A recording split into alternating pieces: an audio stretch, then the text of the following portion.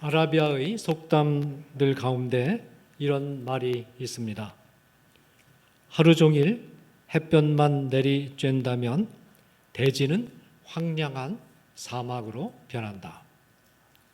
햇볕은 대지를 따뜻하게 감싸주는 좋은 것이지만 24시간 햇볕만 내리쬐면 땅은 식물이 자랄 수 없는 황폐한 곳으로 변합니다.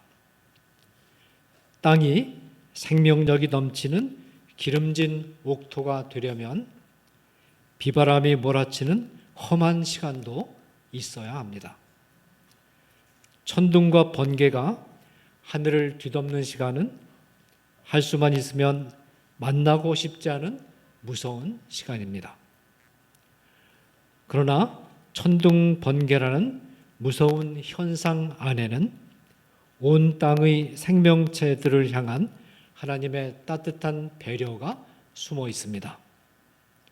하늘 가득히 천둥을 동반한 번개가 치면 엄청난 양의 질소가 하늘에서 생성되어 땅에 떨어지고, 땅에 떨어진 질소는 들판과 산에 가득 찬 나무와 풀들의 비료가 됩니다. 인간 세상도 비슷합니다. 우리가 세상을 살아가는 동안 언제나 행복하고 좋은 일들만 있으면 우리의 삶이 기름지고 풍요로워지는 것이 아니라 오히려 황폐해지고 삭막해질 수 있습니다. 슬픔과 시련과 고통과 아픔과 실패는 우리의 삶을 풍요롭게 하고 아름답게 합니다. 오늘 우리가 읽은 야고보서 본문은 우리가 세상을 살아가는 동안 만나는 시험을 세 가지로 분류하여 소개하면서 이 세 가지 유형의 시험들은 왜 우리에게 찾아오는 것이며 이 시험들이 찾아올 때 우리는 어떻게 대처해야 하며 이 시험들을 잘 이겨낼 때 우리에게 어떤 유익이 주어지는가를 말하고 있습니다. 이 본문들은 야고보서 1장 2절에서 4절, 12절에서 13절, 그리고 5장 7절에서 11절까지입니다. 저는 우리 성도님들과 함께 이 본문들을 통해서 하나님이 우리에게 주시는 세 가지 시험에 대해서 알아보고 이 세 가지 시험을 만날 때 어떤 마음가짐과 태도로 대응해야 하는가를 살펴보고자 합니다. 첫 번째 유형의 시험은 야고보서 1장 2절에서 4절까지 기록되어 있습니다. 먼저 2절을 읽겠습니다. 내 형제들아, 너희가 여러 가지 시험을 당하거든 온전히 기쁘게 여기라. 본문에서 시험으로 번역된 이 파이라스모스라는 단어는 두 가지 기본 뜻을 가지고 있습니다. 하나는 영어로 temptation이라고 번역되는 시험으로서 한 개인의 마음속에 찾아오는 나쁜 유혹을 뜻합니다. 이런 의미의 시험에 대해서는 우리가 곧 살펴보게 될 본문인 1장 12절에서 18절까지 다루고 있습니다. 다른 하나는 영어로 trial이라고 번역되는 시험으로서 외부 환경으로부터 한 개인에게 찾아오는 시련을 뜻합니다. 가난이라는 환경 때문에 어려움을 겪거나 갑작스럽게 병이 찾아와서 고통을 당하거나 예수님을 믿는 것 때문에 핍박을 받는 것 등이 이 시련에 해당합니다. 방금 읽은 본문 2절에서 4절이 바로 이 두 번째 시련을 다루고 있습니다. 시험을 당한다라는 표현은 이 시험이 지닌 특성을 잘 보여주고 있습니다. 이 당한다로 번역된 파리핍토라는 단어는 예측하지 못한 상태에서 갑자기 어떤 일을 만나는 것을 묘사하는 단어입니다. 가난이라든가 질병과 같은 어려움들은 개인의 잘못 때문에 찾아오는 것이 아니라 환경에 의해서 주어지는 것입니다. 개인에게 원인이 있는 것이 아니기 때문에 예상하지 않았던 것들이며 대부분 어느 날 갑자기 찾아옵니다. 그런데 본문은 이런 시련들이 찾아올 때 온전히 기쁘게 여기라 라고 말합니다. 왜 그럴까요? 이런 시련들이 우리에게 주는 유익이 매우 크기 때문입니다. 이런 시련들은 어떤 유익을 줄까요? 3절이 말합니다. 우리 같이 읽겠습니다. 이는 너희 믿음의 시련이 인내를 만들어내는 줄 너희가 알미라. 이런 시련들이 가져오는 유익은 인내를 만들어낸다는 것입니다. 인내라고 번역된 단어 휘포모네는 아주 무거운 짐을 떠받들고 있는 사람을 묘사한 단어입니다. 역도 선수가 무거운 바벨을 들고 서 있는 모습을 한번 상상해 보시기 바랍니다. 그런데 한 가지 중요한 차이가 있습니다. 역도 선수는 10초 정도 바벨을 들고 있다가 바로 내려놓습니다. 그렇지 않으면 몸이 부상을 입습니다. 그러나 이 휘포모네는 시작도 끝도 없는 긴 시간 동안 이 무거운 바벨을 내려놓지 않고 계속해서 떠받치고 서 있는 사람입니다. 하나님이 주시는 이 시련을 나에게 원인이 있는 것이 아니라 환경에 의해서 주어지는, 그래서 하나님이 우리에게 주시는 이 시련을 잘 통과하고 나면 무거운 짐을 장시간 떠받치고 서 있을 수 있는 능력, 인내가 형성이 된다는 것입니다. 사람이 산다는 것이 무엇입니까? 한평생 사는 동안 우리에게는 떠받치고 가야 할 무거운 짐이 있습니다. 한 가정의 가장은 가족들을 먹여 살리는 무거운 짐을 평생 동안 지고 가야 합니다. 가정주부는 수십 년에 걸쳐서 계속되는 자녀 양육과 살림이라는 짐을 평생 동안 지고 가야 합니다. 일단 가장과 가정주부의 길에 들어서면 잠시도 이 짐을 벗어날 수가 없습니다. 이 짐을 벗어버리는 순간 가정이 붕괴되어 버리고 말기 때문입니다. 이 짐을 장기간 떠받칠 수 있는 능력이 없으면 살아가는 것 자체가 불가능합니다. 그런데 우리가 이 시련을 통과하는 과정에서 이 능력이 배양된다는 것입니다. 이 고치 속에 있는 번데기를 한번 생각해 봅시다. 고치 속의 번데기가 나비가 되어서 날아오르려면 고치를 뚫고 나와야 됩니다. 고치는 질기고도 질긴 명주실이 수십 겹 이상으로 겹겹이 쌓인 것인데 이것을 뚫고 나오려면 엄청난 힘을 쏟아야 됩니다.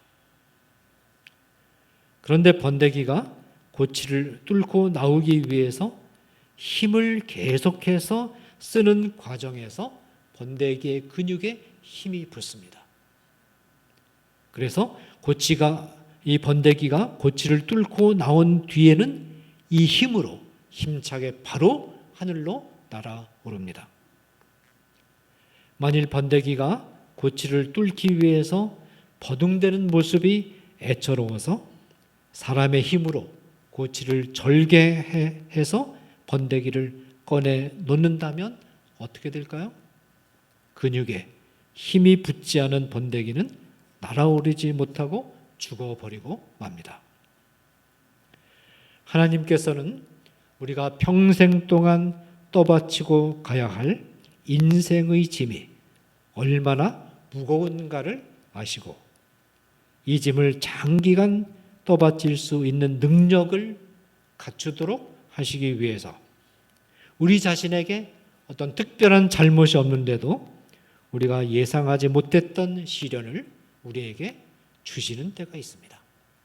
그러므로 우리는 이런 시련을 만날 때 하나님께 감사하고 기뻐할 수 있어야 되겠습니다.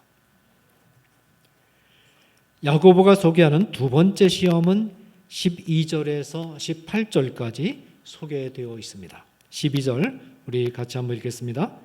시험을 참는 자는 복이 있나니 이는 시련을 견뎌낸 자가 주께서 자기를 사랑하는 자들에게 약속하신 생명의 멸관을 얻을 것이기 때문이라. 야고보는 12절에서 말하는 시험이 어떤 시험인가를 계속되는 13절 이하에서 설명합니다. 13절 우리 같이 한번 읽겠습니다. 사람이 시험을 받을 때 내가 하나님께 시험을 받는다 하지 말지니 하나님은 악에게 시험을 받지도 아니하시고 친히 아무도 시험하지 아니하시느니라. 이 시험은 하나님이 주시는 시험이 아닙니다. 그러면 이 시험은 어디서 올까요? 14절 우리 같이 읽겠습니다. 오직 각 사람이 시험을 받는 것은 자기 욕심에 끌려 미혹됨이니. 이 시험은 인간이 자기 욕심에 미혹되어서 스스로 끌려 들어가는 시험입니다. 인간의 마음속 깊은 곳에는 욕심 곧 탐욕이라는 것이 자리 잡고 있습니다. 욕심으로 번역된 에피투미아는 하나님이 금지하신 것들을 취하려고 집착하는 마음의 태도를 뜻합니다. 야고보는 낚시의 비유를 이용해서 인간이 어떻게 시험에 얽혀 들어가게 되는가를 묘사합니다. 자기 욕심에 끌려 미혹된다는 말은 갈릴리 바다에서 어부들이 낚시로 고기를 낚는 광경을 연상하면서 한 말입니다. 여기서는 욕심이 낚시 미끼에 비유되고 있습니다. 미끼는 물론 맛있는 먹이입니다. 그러나 이 맛있는 먹이 안에는 한 번 걸리면 빠져나올 수 없는 무서운 갈고리가 숨겨져 있습니다. 하나님이 허락하시지 않은 어떤 것에 대한 집착이 우리 마음에 있습니다. 이 집착이 우리를 유혹합니다. 이것 물어봐. 너무 맛있어. 어부가 낚시 바늘에 미끼를 달아서 바다에 던져 놓으면 물고기들이 물속을 헤엄쳐 다니다가 맛있는 먹이인 줄 알고 덥석 뭅니다. 한 번 물어서 낚시 바늘에 걸리면 도망치는 것은 불가능하고 낚싯줄이 이끄는 대로 이리저리 끌려다니다가 비참하게 최후를 맞이합니다. 마찬가지로 하나님이 허락하시지 않은 어떤 것에 대한 집착은 우리에게 행복을 약속하는 것처럼 보입니다. 그런데 우리 마음이 이 집착을 덥석 물어버리는 순간 우리는 그 안에 숨겨진 갈고리에 걸려서 이리저리 비참하게 끌려다니다가 마침내 망하고 맙니다. 하나님이 허락하시지 않지만 달콤한 행복을 안겨줄 것처럼 보이는 어떤 것에 대한 집착이 우리를 유혹할 때 마음속에서 두 가지 소리가 들려옵니다. 이 일은 잘못된 일이니까 받아들이면 안 돼. 그러나 또 하나의 소리도 들려옵니다.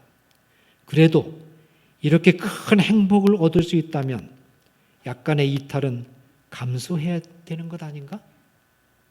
이때 우리는 선택의 기로에 서게 됩니다. 이 선택의 기로에서 미끼 속에 숨겨진 갈고리에 걸리지 않으려면 어떻게 해야 할까요? 하나님을 향한 믿음과 의지를 굳게 세우고 하나님의 말씀을 생각하고 성령의 도움을 의지하는 기도를 드리면서 유혹을 단호하게 물리쳐 버려야 그 안에 숨겨져 있는 갈고리에 걸리지 않습니다. 이 집착을 물리치지 못하고 집착을 덥석 받아들이면 갈고리에 걸려들어 휘둘림을 당하다가 마침내 죽음을 맞이하게 됩니다. 낚시 바늘에 걸려든 물고기가 아무리 발버둥 쳐도 낚시 바늘을 벗어나지 못하고 몸부림치다가 끝내는 죽는 것처럼 이 유혹을 참아내지 못하고 끌려 들어가면 욕심이 잉태한 즉 죄를 낳고 죄가 장성한 즉 사망을 낳는 악의 순환 고리에 말려들게 됩니다. 그러나 이 유혹을 잘 참아내면 생명의 면류관을 선물로 받습니다. 본문에서 말하는 생명의 면류관은 마지막 날 하나님으로부터 받을 영생의 축복을 가리키는 것이 아니라 이 영생의 축복은 여러분이 예수님을 구주로 영접하면 값없이 은혜로 확실하게 여러분에게 주어지는 것입니다. 그것을 가리키는 것이 아니라 현세 안에서 생명으로 가득 찬 새로운 삶을 뜻합니다. 그것이 주어진다는 것입니다. 예를 들어 보겠습니다. A라는 사람이 있습니다. A는 국가기관에서 성실하고 정직하게 직장 생활을 하는 사람입니다. A는 받는 월급이 그다지 넉넉하지 않지만 그럭저럭 전략하면서 생활을 해나갑니다. 이때 B가 찾아와서 법을 어기면서 어떤 일을 봐주면 A가 평생을 걸쳐서 일해도 만져볼 수 없는 큰 돈을 주겠다는 조건을 제시하면서 청탁을 합니다. 이때 A는 선택의 기로에 서게 됩니다. 만일 A가 의지를 굳게 세워서 청탁을 단호하게 거절해 버린다면 A는 생명이 충만한 새로운 삶의 차원에 올라서는 축복을 누릴 수 있습니다. A는 아무런 문제 없이 정년이 될 때까지 직장 생활을 잘 하면서 행복을 누릴 수 있을 것이며 많은 사람들로부터 정직하고 유능한 공무원이라는 칭송과 명예를 누릴 수 있을 것입니다.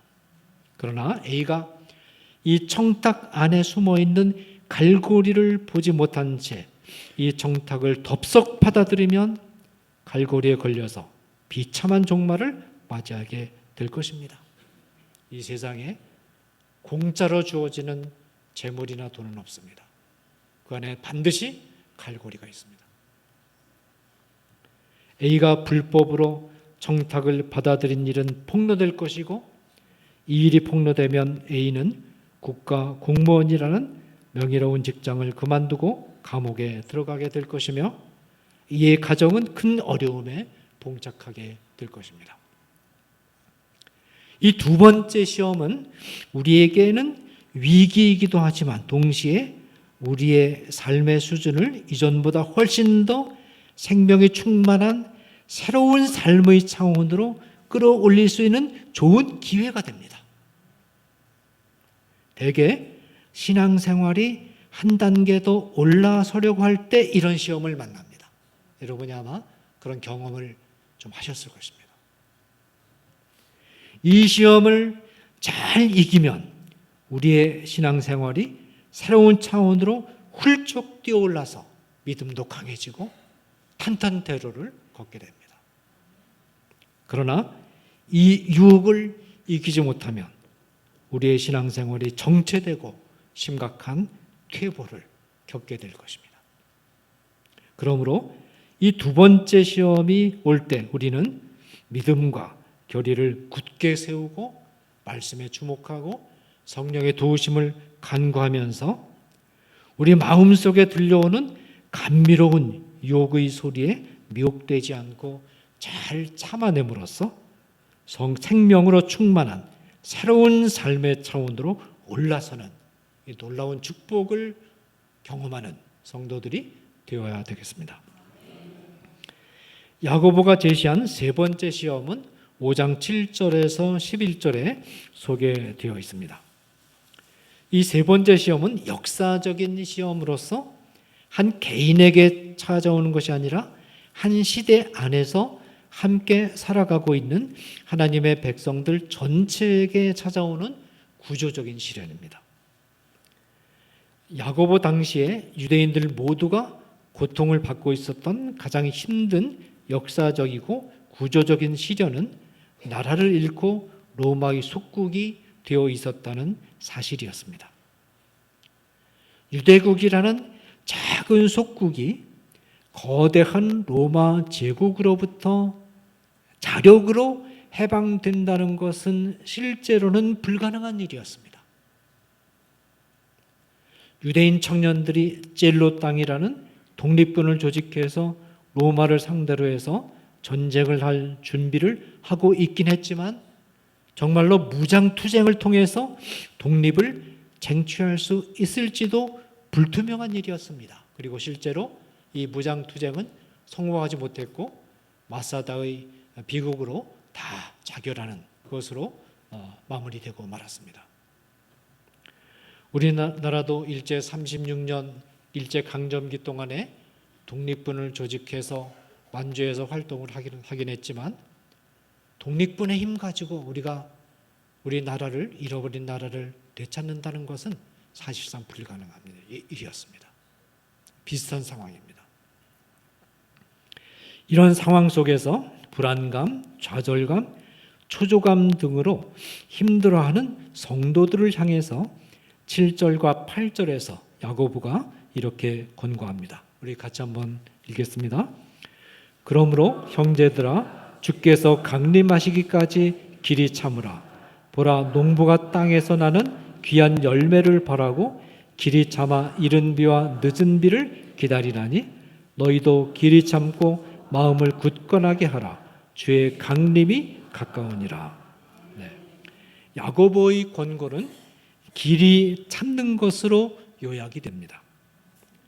본문에서 말하는 길이 참는 것으로 번역된 헬라어 마크로 투메이는 마음을 조급하게 갖지 않고 차분한 마음으로 오랜 기간 동안 하나님이 정하신 때는 반드시 오니까 그때가 올 때까지 기다리는 태도를 뜻합니다.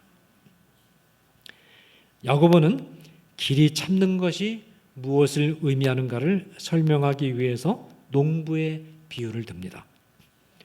팔레스타인 지역에서 농사를 지는 농부가 가장 목마르게 기다리는 때가 두 번 있었습니다.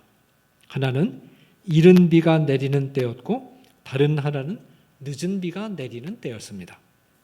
이른 비는 10월에서 11월 사이에 내리는 비로서 이 비가 내려야 씨앗이 싹을 틔울 수가 있었습니다. 이 팔레스타인에서는 우리나라로 말하자면 가을에 씨앗을 뿌려서 그 이듬해 늦은 봄에 추수를 합니다. 농법이 좀 시기가 다르죠.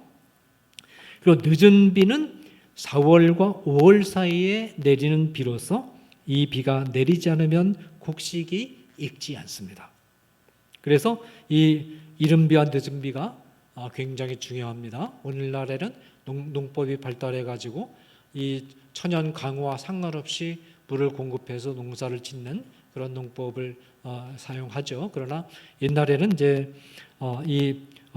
인공적으로 이렇게 물을 대는 것이 굉장히 어려웠기 때문에 팔레스타인 지역같이 물이 귀한 곳에서는 늦은 비와 이른 비와 늦은 비가 내리는 그때를 기다리면서 이 작물이 자라는 것을 기다릴 수밖에 없었습니다. 그런데 이 중요한 이른 비와 늦은 비가 사람의 뜻에 따라서 오는 것이 아닙니다. 이 비가 어느 시점에 내리는가는 하늘에 달려 있었습니다. 하나님이 결정하셨습니다. 그렇지만 때가 되면 이른 비와 늦은 비는 반드시 왔습니다. 야고보는 하나님이 비를 내려주실 때까지 확신을 가지고 묵묵히 기다리는 농부들처럼 주의 강림이 있을 때까지 호흡을 길게 가지고 기다릴 것을 요청합니다. 성도들의 중요한 덕목들 가운데 하나가 어려운 때에 기다리는 것입니다. 하나님이 정하신 때가 반드시 온다는 확신을 가지고 기다린 것, 이것이 성도가 갖춰야 될 중요한 덕목 가운데 하나입니다. 야고보가 농부의 비유를 이용해서 주의 강림이 임하는 때를 설명했다는 것은 야고보가 당시 팔레스타인 사람들이 기대했던 것처럼 주의 강림이 빨리 한 세대 안에 오는 것으로 생각하지 않고 오랜 세월이 지난 후에 오는 것으로 생각하고 있었음을 뜻합니다. 어떤 농부도 씨앗을 심은 바로 다음 날 식물이 다 자라서 열매를 주렁주렁 맺을 것을 기대하지 않습니다. 그렇게 됐으면 참 좋겠지만 현실이 그런 것이 아니라는 것을 농부는 잘 압니다. 농부는 씨앗을 심은 후에 추수 때까지는 긴 시간이 지나야 된다는 것을 잘 알고 있습니다. 야고보가 이 서신을 쓸 당시는 이제 막 복음의 씨앗이 뿌려지기 시작하는 시점인데 씨앗이 뿌려지자마자 수확의 시기가 온다는 것은 말이 안 됩니다. 아주 긴 세월, 긴 시대가 지나야 주님이 강림하시는 때가 옵니다. 야고보는 이 긴 기간 동안 흔들리지 말고 길이 참을 것을 강조합니다. 성도들은 어느 때까지 길이 참아내야 할까요? 주님의 재림이 있는 날까지 참아야 됩니다. 그런데 왜 야고보는 2절 마지막 절에서 주의 강림이 가까우니라 라는 의외의 말을 하고 있을까요? 이 말은 주님이 시간적으로 금방 오신다는 말이 아니고 주님이 오시는 것은 시간의 길이와 상관없이 의심할 여지 없이 확실하다라는 뜻입니다. 성경의 어법 가운데 하나는 미래에 반드시 일어날 일을 묘사할 때 시간적으로 곧 일어날 일인 것처럼 묘사하는 것입니다. 우리 성도님들께서 사실은 이 지역 근방에 수락산이나 도봉산이 있어서 산의 풍경을 자주 보실 것입니다. 이곳에서 도봉산을 보면 바로 눈앞에 있는 것처럼 선명하게 보입니다. 그래서 사람들이 물어볼 때 도봉산 어떻게 가면 되지? 그렇게 물어보면 저기 보이니까 금방 가면 돼. 그렇게 대답을 합니다. 제가 등산을 좀 많이 하는 편인데 등산을 하다 보면 사람들이 이제 올라오다가 물어봅니다. 정상까지 얼마나 남아 있어요? 10분이면 가요. 10분 갔는데 여전히 안 나와서 내려온 하산하는 사람에게 또 물어봅니다. 정상까지 얼마나 남았습니까? 이제 곧 정상에 나와야 10분이면 돼요. 10분 가면 또 안 나옵니다. 그래서 또 하산한 사람이 내려옵니다. 정상까지 얼마나 남았나요? 다 왔어요. 한 10분이면 돼요. 그래서 나중에 보면 30분을 가게 됩니다. 도봉산 지척에 보이니까 저기 바로 도봉산이에요. 금방 가요. 그렇지만 걸어서 도봉산 신선대 정상까지 오르려면 굉장히 많은 시간이 필요하고 힘이 듭니다. 그렇지만 우리가 딱 보면 도봉산이 그게 분명히 그 자리에 있기 때문에 우리 눈앞에는 선명하게 바로 앞에 와 있는 것처럼 보이는 것입니다. 이런 어법입니다. 이 같은 원리가 주의 재림을 묘사할 때도 적용이 됩니다. 야고보가 살던 시대를 기준으로 해서 말하면 주님의 재림은 시간적으로 아주 멀리 떨어져 있습니다. 야고보 시대로부터 벌써 2000년이라는 긴 시간이 지나는데도 아직 주님의 재림이 오지 않았습니다. 앞으로 주님의 재림이 오려면 얼마나 더 기다려야 될지 알 수 없습니다. 그러나 주님의 재림은 시간적으로 현 시점으로부터 아무리 멀리 떨어져 있어도 반드시 옵니다.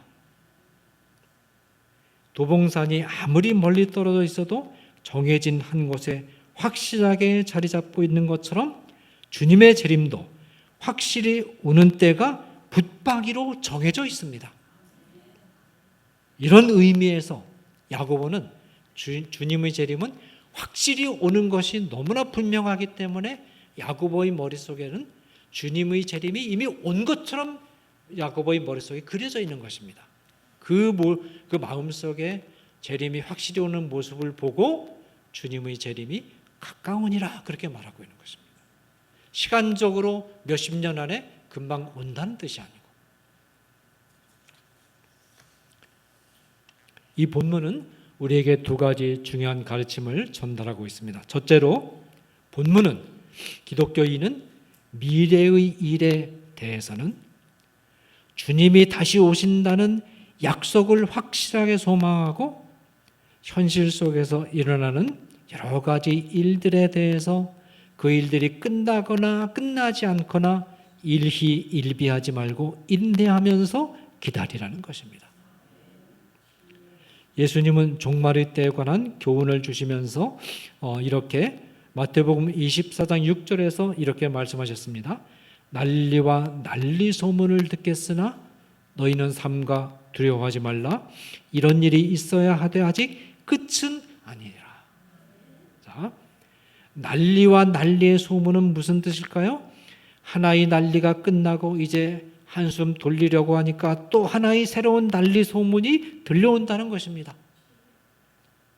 우크라이나 전쟁이 막 진행되어서 이제 전쟁이 끝났으면 하는데 이스라엘 전쟁이 터졌습니다.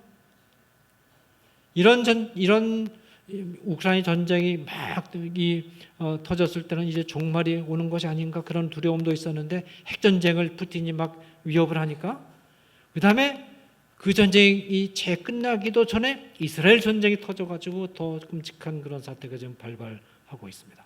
난리의 소문이 계속 꼬리를 물고 일어납니다. 전쟁의 소문이. 2차 대전이 끝나고 이제 좀 잠잠해지는가 싶었는데 공산주의가 들어서면서 전 세계가 6.25 동란을 비롯한 공산주의와의 싸움이 더 치열한 싸움이 시작이 되어서 지금까지 오고 있습니다.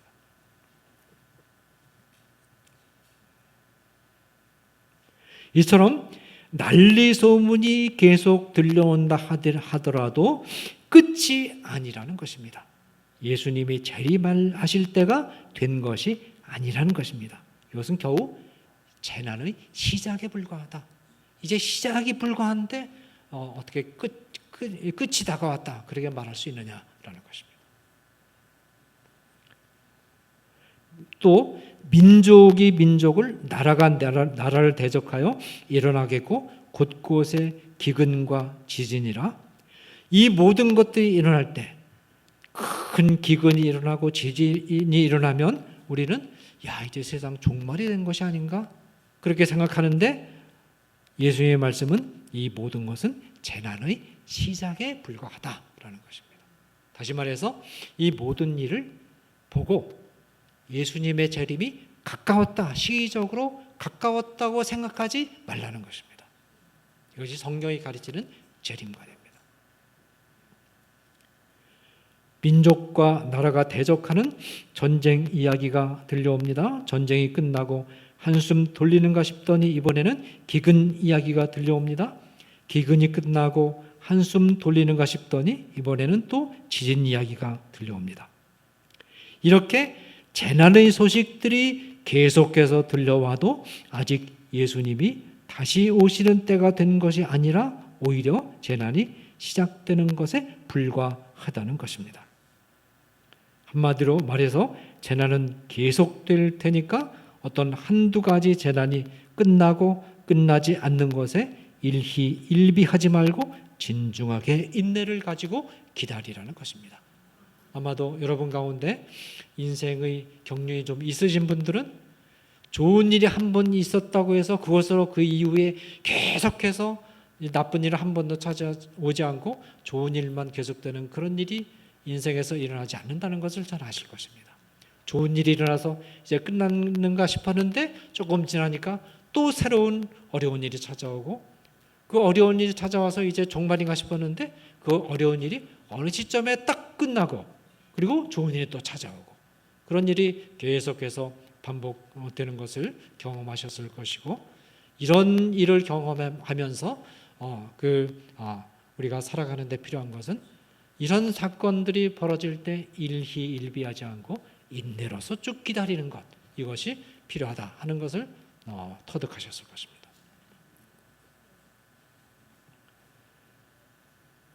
언제까지? 주님 오시는 날까지. 우리 기독교인들은 무엇을 기다려야 될까요? 예수님의 재림이 오면 모든 것이 확실하게 정리가 되니까 그때를 기다리되 이 세상 안에서 일어나는 재난 하나하나가 끝난다고 해서 너무 좋아할 필요가 없고 또 끝나지 않는다고 해서 너무 실망할 필요가 없다는 것입니다. 왜냐하면 우리의 참된 소망은 세상에 있는 것이 아니라 영원한 본향에 있기 때문에 영원한 본향에 가기까지는 좋은 일, 슬픈 일이 계속해서 반복이 될 것입니다. 그것을 너무 이상하게 생각할 필요가 없다는 것입니다. 둘째로, 그러면 주님이 재림하시기 이전에는 어떻게 살아야 되느냐? 우리가 주님의 재림을 소망하면서 살아야 되겠죠? 어떤 태도가 주님의 재림을 소망하는 성도들의 태도로서 적당한 태도인가라는 것입니다. 마태복음 24장 44절에서 46절까지에 보면 예수님이 이렇게 말씀하셨습니다. 생각하지 않은 때에 인자가 오리라. 생각하지 않은 때라는 구절에서 생각은 무엇에 대한 생각이냐 하면 주님의 오시는 때에 대한 생각입니다. 생각하지 않은 때에 주님이 오신다는 말은 주님이 오시는 날짜에 대해서 생각하지 않는다는 뜻입니다. 그러면 성도들은 주님이 오시는 때에 대해서 생각하지 않고 현실 속에서 무엇을 생각하고 무엇을 골몰해야 될까요? 45절은 이렇게 말합니다. 그 집사람들을 맡아 때를 따라 양식을 나눠줄 자가 누구냐? 때를 따라 양식을 나눠주는 일은 사람이 하루 3-4끼 먹어야 되겠죠? 아침 공급하고 점심 공급하고 저녁 공급하고 때를 따라 양식을 나눠주는 일은 일상 속에서 주어진 일들입니다. 또 같은 사건을 기록하고 있는 마가복음 13장 33절에 보면 예수님께서 깨어있을 것을 명령하신 다음에 다음 절인 34절에서 깨어있는 것이 바로 사물을 충실하게 수행하는 것이다 라고 설명하셨습니다. 집에서는 하루 3-4끼 밥 마련해서 가족들을 먹이고 직장에서는 주어진 사무에 충실하는 것, 그것이 바로 재림을 맞이하는 성도의 가장 훌륭한 준비다라는 것입니다. 로마 제국의 속국이 되어서 엄청난 분노와 시련을 받는 역사적 시련의 상황 속에서도 참고 견뎌내면서 양식을 나누어주고 사물을 충실하게 수행하는 일상의 일들을 소홀히 하지 않는 것이 주님의 재림의 때를 기다리는 성도들이 살아내야 할 생활 방식이라는 것입니다. 어떤 태도가 주님의 재림을 맞이하는 좋은 태도인가? 주님의 재림이 이제 가까웠으니까 이제 일상의 삶을 다 접어두고 기도원에 들어가서 기도로서 밤을 새고 또 특별한 집회를 갖고 그렇게 하는 것이, 그렇게 하다가 주님의 재림을 맞이하는 것이 주님의 재림을 가장 잘 맞이하는 성도들의 태도가 아니라 식구들에게 밥상을 차려주기 위해서 밥을 짓고 설거지를 막 하고 있는데 갑자기 천둥이 치는 소리가 딱 나가지고 눈을 들어서 웬일인가 하고 창문을 들어보니까 거기 누가 와 계십니까? 주님이 서 계시는 것입니다. 아, 주님 언제 오셨어요? 그렇게 주님을 맞이하는 것. 또 회사에서 열심히 주어진 업무를 수행을 막 하고 있는데 갑자기 천둥 소리가 나가지고 무슨 일인가 하고 창문을 올려봤더니 거기 주님이 서 계신단 말이에요. 주님 언제 오셨어요? 그렇게 주님을 맞이하는 것. 또 주일날 정해진 예배 시간이 되어서 예배를 정해진 절차에 따라서 열심히 들고 있는데 갑자기 전등불이 꺼지고 천둥 소리가 나면서 이상해가지고 올려봤더니 주님이 서 계시는 것입니다. 주님이 언제 오셨어요?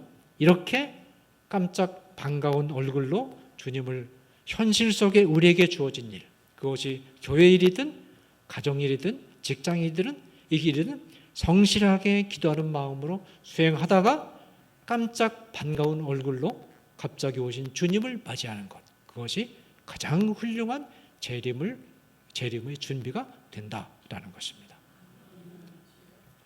이제 오늘 본문이 주는 교훈을 정리하고 설교를 마무리하겠습니다. 첫째로, 하나님이 우리에게 뚜렷한 잘못이 없는데도 불구하고 어떤 시련을 주실 때는 하나님이 우리에게 무거운 삶의 짐을 장시간 지고 갈 수 있는 능력을 길러주려고 하시는구나. 왜냐하면 우리가 일상의 고된 삶을 살다 보면 때에 따라서는 지치고 우리의 힘이 빠지게 되거든요. 그럴 때 하나님께서 우리 찬물을 확 끼얹고 우리를 정신 차리도록 만들고 우리의 힘을 재충전하시기 위해서 우리에게 시련을 갑자기 주실 때가 있다는 것입니다. 제가 군대에서 군 생활하다가 1년에 한 27개월 군 생활했는데 유격 훈련을 한 2번 받았습니다. 유격 훈련이 다가오면 모든 부대원들이 발발 떱니다. 유격 훈련 가서 내가 살아남을 수 있을까? 훈련이 너무 세니까. 그래서 유격 훈련에 한번 들어가죠. 유격 훈련을 다 받고 들어갈 때는 바짝 돌아서 들어가는데 유격 훈련을 다 받고 나오면 몸이 그렇게 가볍고 그리고 몸이 기분이 상쾌할 수가 없어요. 그래서 그 상쾌해진 마음으로 또 심신을 새롭게 해서 남은 군 생활을 또 내후반 생활을 또 해나갑니다. 마찬가지로 하나님께서 우리 능력이 떨어질 때쯤 해서 하나님께서 갑작스러운 시련을 우리에게 책임이 없는 시련을 탁 주셔서 일정한 시련 기간을 주셔서 우리로 하여금 인내의 힘을 다시 배양하는 그런 기회를 주신다라는 것입니다. 둘째로, 우리를 나쁜 길로 끌고 가려는 유혹이 찾아올 때는 하나님이 우리의 신앙생활의 수준을 영적인 생명력이 넘치는 한 단계 높은 단계로 끌어올려 주시려고 하시는구나 라고 딱 감지하고 이제 의지를 굳게 세우고 믿음을 굳게 하고 하나님의 말씀과 성령의 도우심을 간구하면서 단호하게 물리치는 그런 결단을 하는 성도들이 되어야 되겠습니다. 이런 결단을 잘 통과하면 우리의 신앙생활, 우리의 믿음이 그 이전과는 비교할 수 없을 정도로 단단해지고 탄탄해지는 것입니다. 셋째로, 역사적인 시련이 찾아올 때는 하나님이 주님의 때를 바라보면서 이 세상에서 일어나는 재난에 일희일비하지 않고 인내하는 가운데 참고 기다리라는 뜻이구나 라고 생각하고 일상적으로 주어진 예배의 일과 가정과 직장에서 일을 소홀히 하지 않고 성실하게 임하는 성도들이 되어야 되겠습니다.